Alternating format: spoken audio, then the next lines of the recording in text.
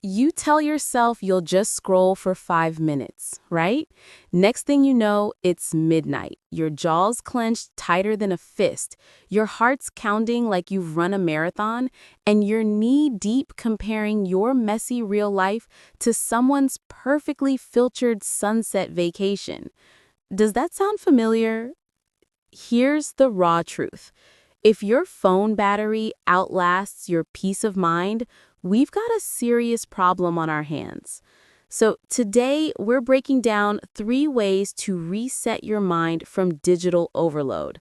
How to percept your energy, sharpen your focus, and reclaim that calm center, even in a world that's basically one endless notification parade.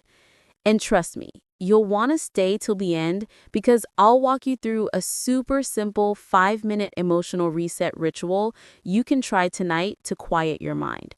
Plus, I'll share the game-changing books that flip the script for me. They're all linked in the description with my affiliate links. So if you grab one, it supports the channel and helps us keep growing together. All right, let's jump in. But first, hit that like button if you're already feeling seen. Okay, let's get real for a second. I used to think burnout was just about grinding at work nonstop, like pulling all-nighters and chugging coffee. Nope, not even close. Turns out it's also that sneaky creep from answering one more text at dinner, peeking at one extra DM in the middle of the night, and fooling yourself that all this buzzing stimulation actually counts as real connection. I remember this one chaotic week. Deadlines piling up, client calls back to back, a million tabs open on my laptop, and my brain, it felt like a glitchy browser with 43 windows blasting TikTok videos in the background. I was exhausted, but not from work, from the digital chaos. Then my friend Clara, yeah, that's her real name, she's cool with it. She hits me with this. I feel digitally hungover. I burst out laughing until it hit me. Same here, totally same. That's when I cracked open Johann Hari's Stolen Focus. Oh man, this book is a trending must-read right now, especially with all the 2025 buzz around attention spans shrinking faster than ice caps. Hari nails it. We're losing our attention not because we're lazy or weak-willed, but because our environment is straight up stealing it. Let that sink in for a sec. It's not you failing at discipline, it's the whole system rigged against us, from algorithm-driven feeds to constant pings designed to hook us. The books I mention, like this one, are all linked in the description with affiliate links. You know what I mean? That wake-up call changes everything. But before we go full hermit mode and delete every app, let's talk about the science behind why this overload hits so hard and how to fight back without losing touch. Stick with me because this next part, it's work, it's juicy.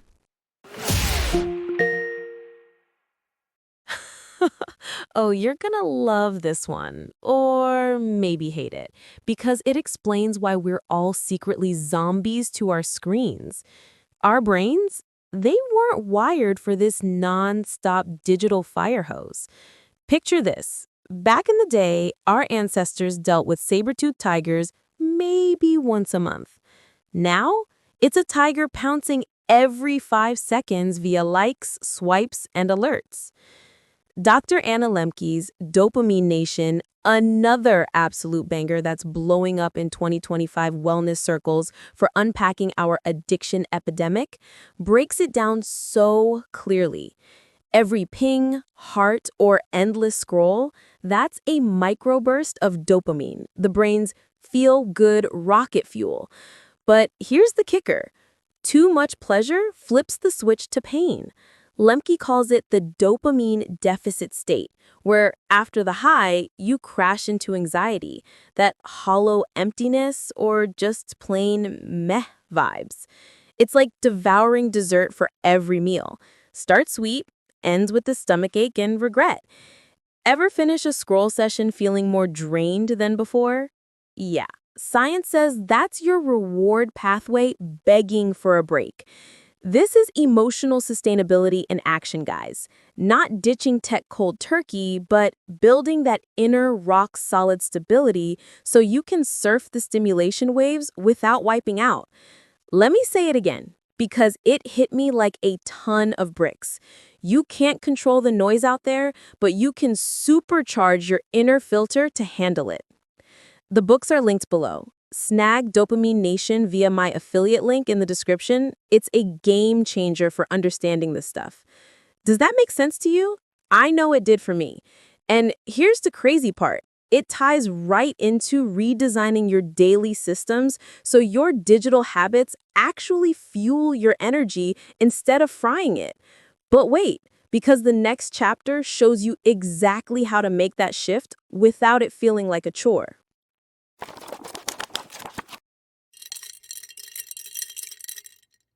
Ever felt like you're just stuck in this mindless scrolling, promising yourself, tomorrow I'll cut back, but nope? Yeah, me too. Guilty as charged. James Clear's Atomic Habits, still topping the charts in 2025 for habit hacks. No surprise there. Drops this truth bomb.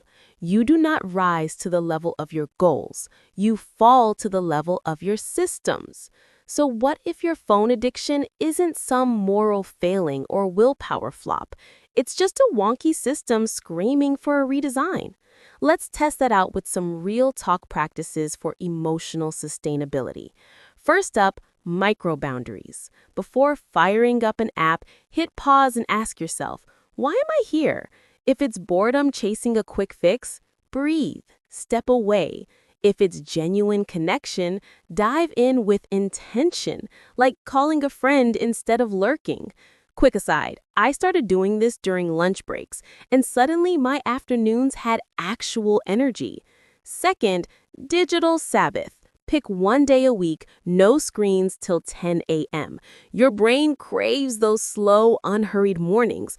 Think coffee and journaling, not doom scrolling.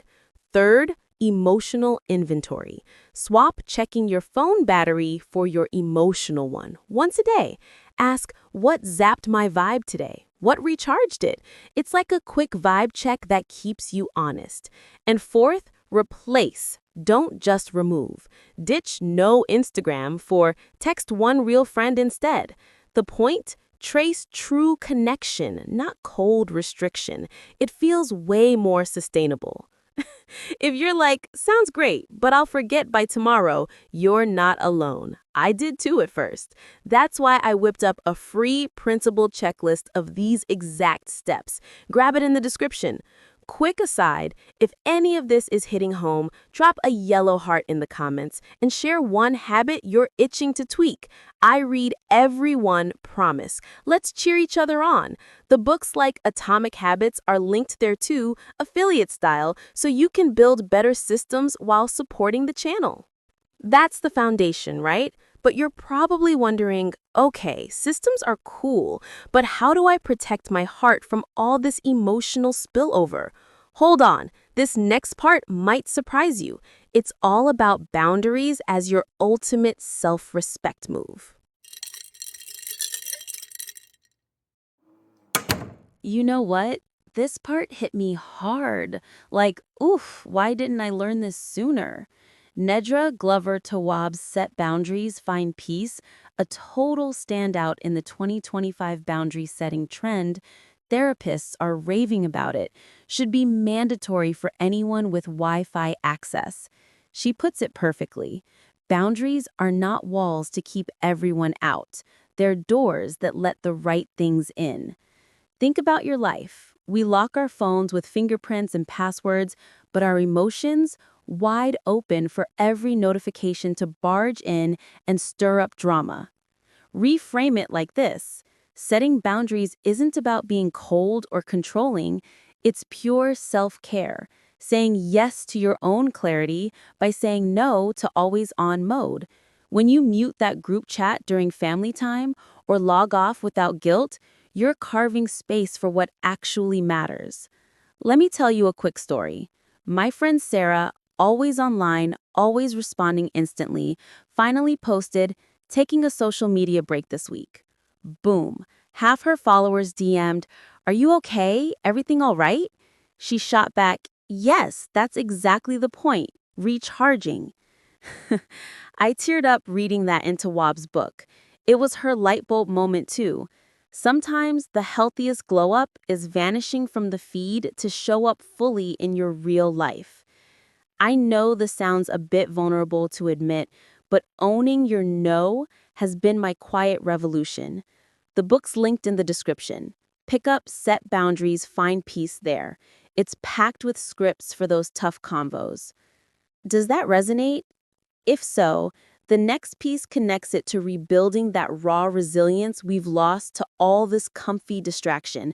And trust me, it's a dare you'll want to take. So here's where it gets interesting. I stumbled on Michael Easter's The Comfort Crisis during a late-night scroll. Ironic, right? And it straight up blew my mind. This one's surging in 2025 reads for anyone battling tech fatigue, all about how our cushy digital world is quietly eroding our grit.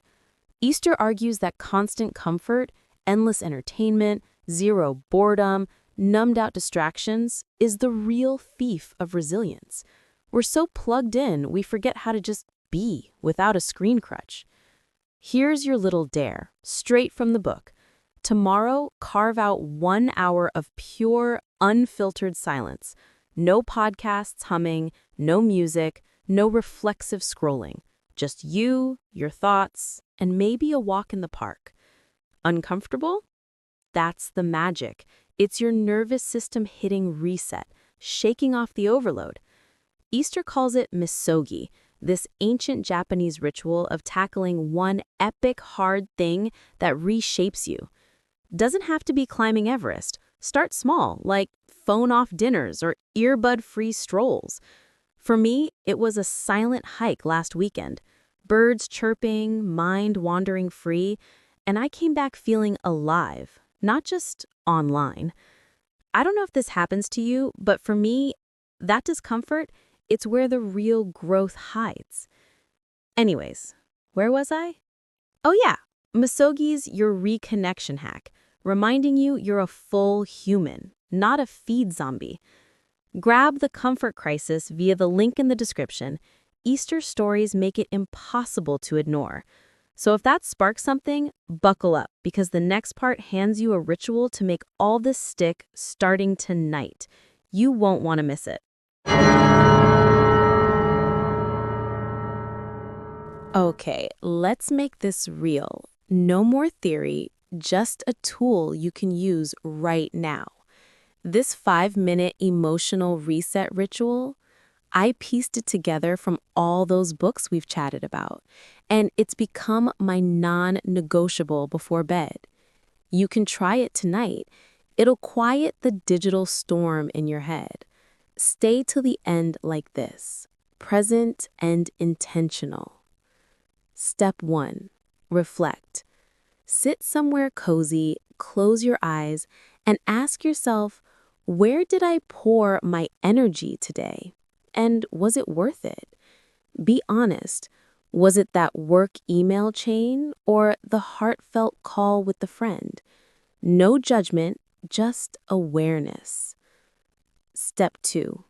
Release. Take a deep breath in and exhale slow, imagining you're unplugging glowing cords from every energy vampire. That group chat, the endless news feed, the comparison trap. Visualize them fading away. Feel your shoulders drop. Step 3. Realign. Place a hand on your heart and whisper, I'm allowed to disconnect. I'm allowed to rest. Repeat it 2 or 3 times until it lands, until your body sighs with relief. It's that simple, friends, but do it nightly and watch the noise dial down while your inner voice amps up. I started this after reading those books, and it's like my emotional battery finally gets a full charge. All the resources are in the description, along with those book links for Stolen Focus, Dopamine Nation, and the rest. If you're feeling it, comment below. What's one thing you'll reflect on tonight? Let's be honest, I messed this up at first, rushing through it, but slowing down, that's the sustainability secret. And that leads us right to wrapping this up with some action steps, because knowledge without moves is just noise.